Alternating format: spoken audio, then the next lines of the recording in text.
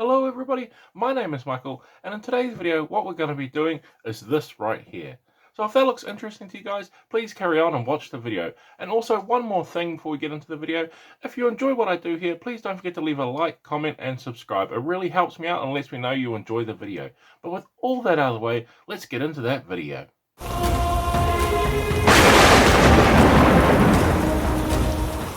Okay, so to start off with our Night's Watch boulder stone thrower here, what I'm going to do is I'm going to start off with that stone thrower, or catapult as it's known. So what I've done is I've given everything a complete prime with black spray paint here. As well as that too, I also added just a couple of little stones from my driveway onto there that were roughly around the same size, so it looks like they've got a pile of stones they're picking up from to load up the catapult there, or the stone thrower as it's called, for the Song of Ice and Fire miniatures game here. But as you can see, I'm going to start off with just a nice plain simple brown. For me, I went with the burnt umber here, a nice sort of dark brown. I want to use that as a base color, and I recommend this as you want to work up to your light colors. I'm going to make it a little bit lighter by adding on highlights in there, but I want a good overall base coat. And of course, the reason why I went over with black is so when we have our black base coat with spray primer, our browns are going to be a little bit darker than if we had gone with a white spray paint overall. So what I want to do is get into all those little nooks and crannies. Because this piece is already complete and built, there's a lot of little areas you've got to get your brush into here to make sure you get everything painted. As well, I've got a sort of a very long tip brush. Also, I'm using sort of a ragged brush of mine, so I'm not too worried about jamming it in there and getting into all those little nooks and crannies and poking and stabbing it around so I get paint over the entirety of the model. So that's one thing to be aware with these miniatures here, is we're painting them up, is they can be a little bit awkward to get in these pieces since they are pre-built. One thing you could do is you could use a little bit of force and sort of snap all the people off, and even probably the bolt thrower, or use a little knife to get in there and sort of separate them all apart. But I just wanted to build, it was already complete and built, I'm going to just try paint around it and sort of suffer a little bit. But with all that base coated, we'll move on to the next step. So then once we have that completely base coated, what we're going to do now is come in with a lighter brown. I'm using Monster Brown for this. This is a much lighter brown. And what I'm going to do is I'm going to be dry brushing the entirety of the piece. Now, the reason why I wanted to start off with our stone thrower here is because when I knew I was going to do this step here, which is dry brush over top of it to highlight everything. And if I had gone in and tried to paint the people first, they would be entirely in the way, and I would be getting a lot of overbrushing on top of them too. So that's one little tip to note when doing this here, is if you paint up the little people on the side who are loading it up last, you won't worry about getting any overbrushing all over them. So that's why, and that's also why I've just gone with a simple base coat of black to paint over with if I need to tidy up anywhere where I get any of that dry brushing on. Then once we have that complete, I'm going to do one more layer of dry brushing, and this is a lighter layer, so a lot thinner on the dry brush, a lot lighter on it, just really catch the highest high points, and that is with a khaki here, and that is going to be the top color, and this is going to be the most brightest piece. And of course, like just before, we're just going in and getting it to, you might have to switch sizes of dry brushes in here as well to get into sort of some of those gaps in the piece, so don't be afraid to switch sizes of brushes if you need to as well. And also, once you finish this step, that's when you want to come in and tidy up all the other things around the miniature with any of your black paint or primer, so we can use those areas next and not have to worry about painting over top of it and getting any mixed up in the colors.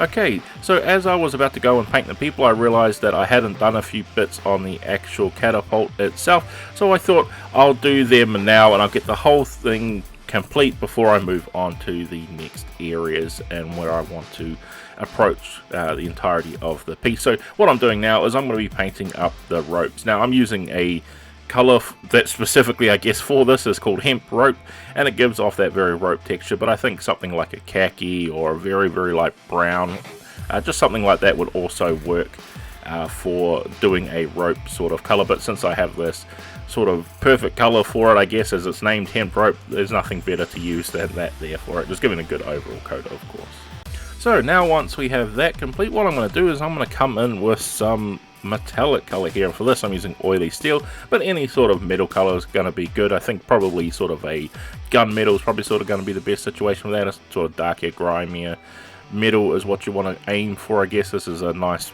work piece of war machinery, so you probably want to keep it sort of more muted than going for a nice gleaming, bright, shiny color. And what I'm going to do is I'm going to go around and pick out the areas that are metallic, and as you can see here, this part underneath where it holds the boulder to fling it and send it flying into its enemies, it's got like a metal bowl there as well. So that's what I want to do, is give that a nice color there, and it's got some nice sort of indentations and dings and scuffs all over it as well, so it's going to look nice when we give that area like a wash and those sort of things. And then it's just a matter, of course, going around the model and making sure you pick out the little joints and bits in there. Some of them are actually on the inside of the ballista itself too, so if you're painting this along with me, don't forget to get all those little inside pieces of the miniature. They're a little bit fiddly to get to, but just take a little bit of time. Switch to a finer point brush if you need to, or a more rougher brush so you can get right in there. Then once we have all our metallic areas painted up, I'm going to come in with a wash, and I'm going to give everything that we've painted up so far a brown wash, and I'm using strong tone for this.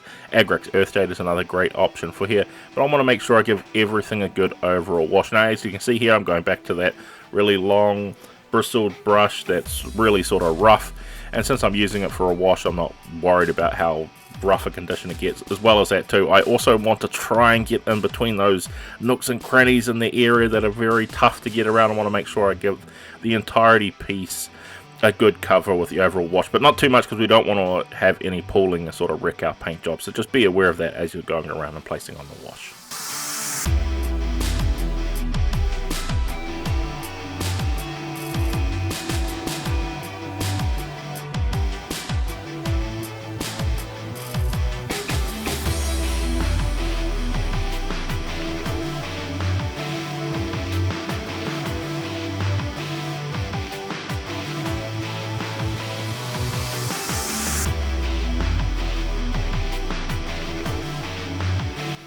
Then once we have that completed, what I'm going to do now is I'm going to come in with some grey. This here is uniform grey, sort of a bluish grey, and I'm going to use this just to paint in all of the stones over the entirety of our model here. So this is the little area in front that's holding the counterweight. We want to make sure we get all those little stones there. Of course, the big rock that's already inside the bucket of the catapult, and as well as that too, also the big stones that the two guys in the back are getting ready to load into the next one when it's ready to fire. As well as that, since I added on some extra stones for my driveway to give them a little pile that they're picking up from, I want to paint those in as well. So nice and easy there, just picking out all of those stones and boulders.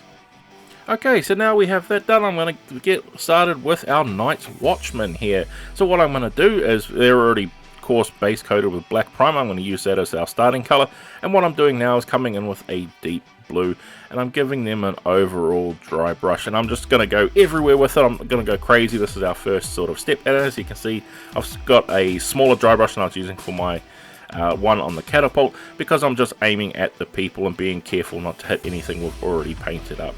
And if it does happen, it's just a matter of going back in and tidy up. Accidents, of course, may happen, but I'm trying to eliminate that as much as I can by using a smaller dry brush. Then once we have them all dry brushed, what I'm going to do now is I'm going to come in with a skin tone, and I'm going to use neutral flesh for this. It's just a simple sort of skin tone color. I'm going to go around and pick out all of their exposed areas on the Night's Watchman, which, because they're Night's Watchmen, they're all covered up to live out there in the harsh wastelands of the north. They only sort of have their head exposed, so nice little easy areas to pick out. So just going around and making sure we pick out all of them too. And of course the one that's sort of bending over and loading the catapult there in the front, sort of a little bit hard to get into him because he's sort of leaning over onto the entirety of the piece, but trust me, you can get in there and get it. Just don't be afraid to use a bit of your brush skills and just take a little time, angle it however you need to get to his face there. So then once we have our faces complete, what I'm going to do now is I'm going to come in with a greyish colour, and I'm going to be using this to paint the hair of one of our Night's Watch here. I'm specifically painting sort of like the Night Watch commander who's sitting there leading the directions of this, getting this thing ready to fire. As well as that too, I'm also going to pick out a couple of areas on the other guys here to paint up in this exact same colour. I want to add just a little bit of variety to our Night's Watchman here, make them look just a little bit different, so we've got something else a little bit more interesting than if they were just all entirely black. I know that's sort of the law and that everything's black. I wanted to make it just a little bit more interesting in that, so that's why I'm going in and I'm going to pick out just a couple of little areas, and that's sort of just minor things like one of the undercloaks or the boots, just something like that to give a little bit more interest. So one other thing too, while I'm also doing this, I'll come back in with my burnt umber here, and what I'm going to do is I'm going to pick out some more areas, giving a little bit more variety. So like this one here, I'm going to paint up the guys here. As well as that too, I also might, paint up some belts and straps, boots, that sort of thing. So one thing that I'm going to do is just go around the model with some of the colors I've already used, and maybe even add in just a couple other colors. Totally up to you what you want to do here, and just go around and pick sort of dark colors as well over the model, especially maybe a little bit different for the hair color, I suppose, but just going around picking out just a couple of colors to add to these guys to separate them out. But of course, if you want to go for speed and efficiency, you'd paint them all just the same to make it super nice and quick. But I want to add a little bit more variety to these pieces, so just going around with a couple of different colors here and picking out little bits all over the models. Okay, so now we have a few areas picked out on these models. What I'm going to do now is I'm going to come in and do the flesh wash over the entirety of our miniatures here, of all their exposed skin. So of course being nice and careful to not get anywhere we don't want to, so just using a little bit on my brush here to go in and pick out those areas and let it set into the recesses, especially on these miniatures. They've got these nicely sculpted faces. The wash can really get into those eyes and really give them a nice dark shadow, which helps you to avoid doing any eye painting if you don't want to. And with my Song of Ice and Fire miniatures, because there's so many to paint in that, I don't really worry too much about doing the eyes, and especially since they're sort of looking around and all scowling sort of poses, the wash works great into settling into those areas. Then once we have that wash completely dry, what I'm going to do now is I'm going to come in with a black wash. I'm using Nuln Oil for this, but any black wash will do. And this is to give everything else an entirety of the wash. Now, one other thing too is I also want to place a wash over our stone areas that we did as well. Give them sort of a different look than the brown that we have for washing over the entirety of our stone thrower or catapult here. But our Night's Watchman, we want to give a good heavy coverage of that black Nuln Oil to darken everything down. Of course, since we added in a sort of few other colors into the piece, it's going to help darken everything down, but still give us some interesting colors, especially from a distance, that these Night's Watch aren't just wearing entirely black, but we want to mute everything down, so giving a nice heavy black wash, maybe even going over with 2 washes in some areas to just darken everything down to still fit in with the Night's Watch aesthetic is what I'm trying to do here. And then one of the last things I want to do for just that little bit of extra punch and give that little bit more interest into the pieces, I want to go around and pick out highlights on the skin of our Night's Watchman here. And as you can see, just by doing the one little highlight over these few pieces will sort of draw a little bit of focus towards the face and make them look a little bit more interesting and give them that little bit of stand out piece. I know this is more sort of, I guess, like a terrain piece, as well as having bits with interacting with your army and the miniatures on here, but the focus is sort of over this entirety of the big piece of the miniature, so you don't have to worry about too much of the details here. Of course you can if you want to. I'm just going to keep it nice and simple and tabletop ready, but just adding in highlights to the faces of our characters here is really going to help set it apart. But with all that, we have our thing completed, so let's see how that came out on the table. And with all that complete, we have finally finished painting up our Boulder Stone Thrower from the Night's Watch faction in the Song of Ice and Fire miniatures game. So I hope this video has been helpful for you guys, whether you want to follow along with what I did here, or just use this video as some inspiration in painting up your own miniatures.